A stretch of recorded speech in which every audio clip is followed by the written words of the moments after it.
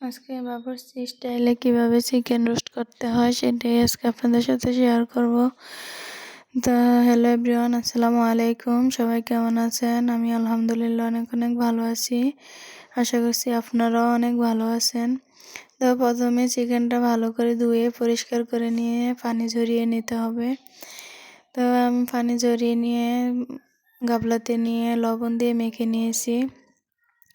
এখন 5 থেকে 10 মিনিট রেস্টে রেখে দেব, লবণটা যাতে মাংসের ভিতরে যায়।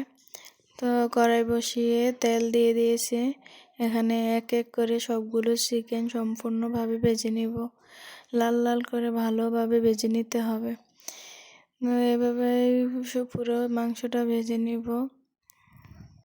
তো চিকেনটা ভালো করে লাল লাল করে ভেজে উঠিয়ে নিতেছি।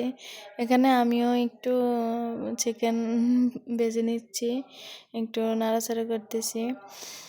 তো সম্পূর্ণ চিকেনটা এভাবে লাল লাল করে ভেজে নিতে হবে। তো আমাদের চিকেনটা ভাজা কমপ্লিট। এখন কড়াইতে পরিমাণ মতো তেল দিয়ে দিব। তেলটা মাংস ভাজার তেলটা যেটা বেঁচে গেছে ওটাই। এখানে তেলটা গরম করে নিয়ে পেঁয়াজ কুচি দিয়ে দিয়েছি। পেঁয়াজটা বাদামি কালার করে ভেজে নিব। তো বাদামি কালার করে পেঁয়াজটা ভালো করে ভেজে নিব।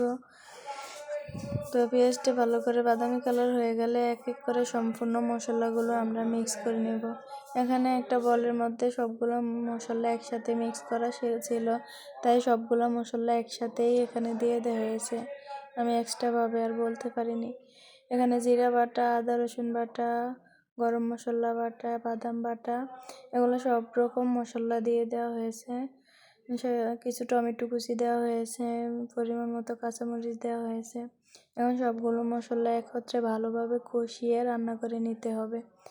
মশলাটা যত ভালোভাবে কষানো যায়, মাংসটা যে কোনো তরকারি খেতে ততই ভালো লাগে। এভাবে সম্পূর্ণ রান্নাটা শেষ করব।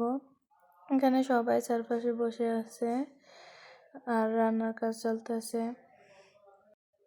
তো এখন মশলাটা কষানো হয়ে গেলে মাংসটা দিয়ে দিব মশলার সাথে ভালোভাবে মাংসটা কষিয়ে কষিয়ে রান্না করে নিতে হবে। তো এইভাবেই সম্পূর্ণ রান্নাটা শেষ করব। তো আমাদের ভিডিওটা আজকে এ পর্যন্তই।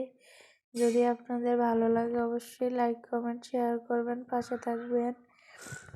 এই যে আমাদের মাংসের ফাইনাল লুক দেখেন কেমন হয়েছে, অবশ্যই কমেন্ট করে জানাবেন ভালো লাগলে। তো সবাই ভালো থাকবেন, সুস্থ থাকবেন। আল্লাহ হাফেজ সবাইকে।